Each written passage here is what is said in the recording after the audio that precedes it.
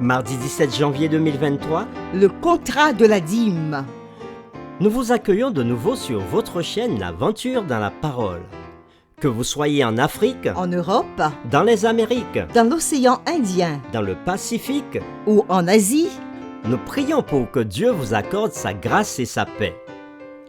et nous vous invitons à participer avec nous en cliquant sur le pouce et en vous abonnant pour recevoir les notifications, en laissant bien sûr des commentaires sur ce que vous avez compris et en partageant le lien avec vos connaissances. Le texte à mémoriser de cette semaine que nous vous invitons à dire avec nous se trouve dans Malachie chapitre 3, le verset 10. Apportez dans la maison du trésor toutes les dîmes, afin qu'il y ait de la nourriture dans ma maison. Mettez-moi de la sorte à l'épreuve, dit l'Éternel des armées, et vous verrez si je n'ouvre pas pour vous les écluses des cieux, si je ne répands pas sur vous la bénédiction en abondance. Qu'est-ce que la dîme? Et quel est son but? Où se trouve la maison du trésor? Que signifie le fait d'être fidèle dans le prélèvement de la dîme aujourd'hui?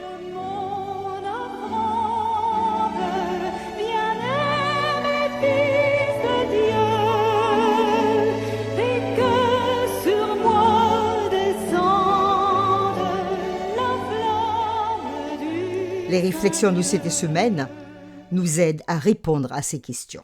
Et aujourd'hui, nous le faisons avec la séquence. Le but de la dîme. Nous lirons ensemble Lévitique chapitre 27, verset 30 et Nombre chapitre 18, les versets 21 et 24, afin de répondre à la question suivante. Que propose Dieu de faire de la dîme? Lévitique chapitre 27, le verset 30. Toute dîme de la terre, soit des récoltes de la terre, soit du fruit des arbres, appartient à l'Éternel. C'est une chose consacrée à l'Éternel. Nombre chapitre 18, verset 21. Je donne comme possession aux fils de Lévi toute dîme en Israël, pour le service qu'ils font, le service de la tente d'assignation. Nombre 18, verset 24.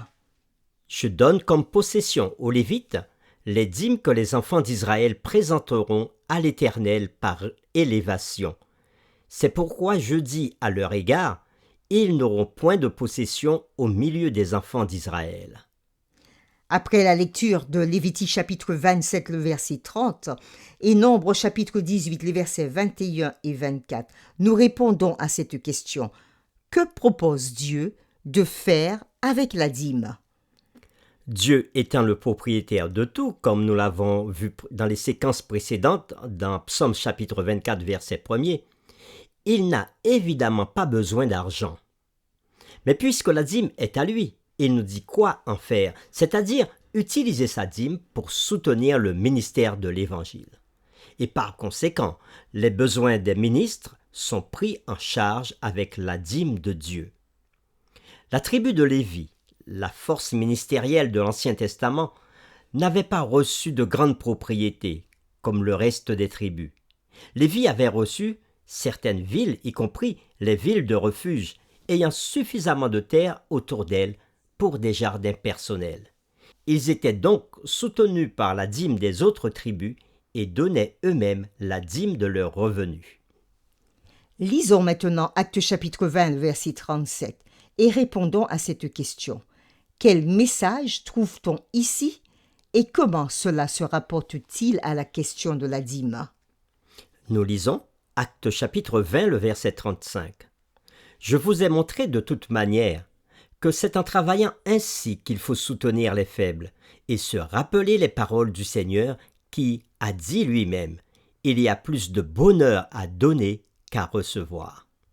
À partir de cette lecture, quel message trouve-t-on ici et comment cela se rapporte-t-il à la question de la dîme?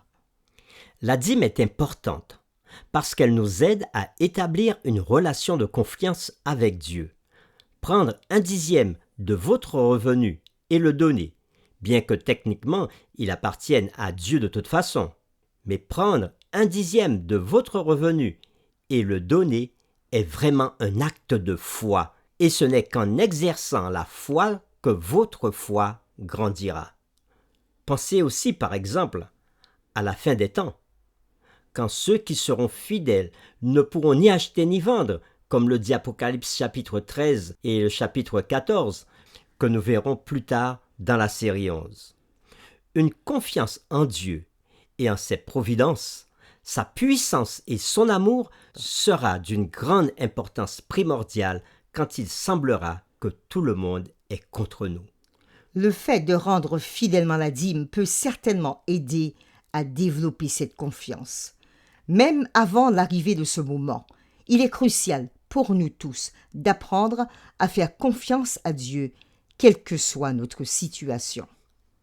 Une deuxième grande raison de la fidélité financière est le fait d'accéder aux bénédictions tangibles que Dieu promet.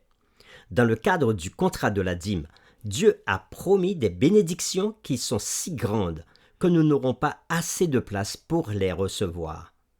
Avec notre surplus, nous pouvons aider les autres et soutenir l'œuvre de Dieu avec nos offrandes. Oui, nous sommes doublement la propriété de Dieu, parce qu'il nous a créés et parce qu'il nous a rachetés. Nous avons tout perdu quand le péché est entré dans le monde. Mais Dieu nous donna une chance par son alliance de retrouver ce qui a été perdu. Notre acceptation de l'alliance inclut notre restauration, notre développement et le retour de tout ce que nous avons et sommes à Dieu. Notre temps, Notre corps nos talents, et nos biens. Dieu nous donne la force d'acquérir des richesses. Nous devons nous rappeler que le but de tout ce qui nous est donné est de confirmer son alliance avec nous.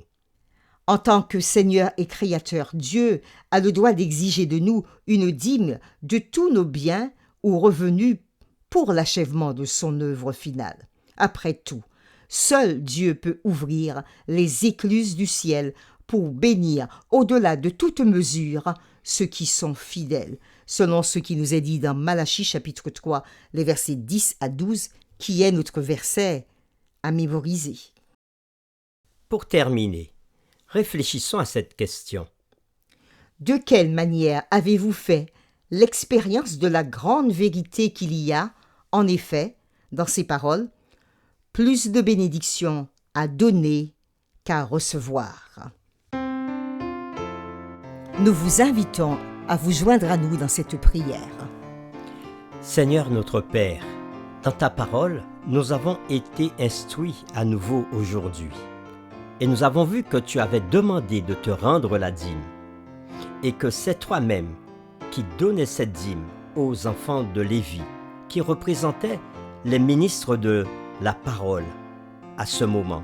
C'étaient eux qui étaient à ton service dans le sanctuaire.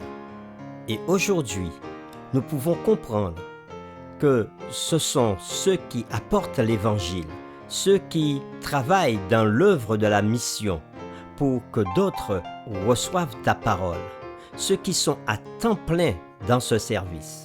C'est à eux que tu remets cette dîme.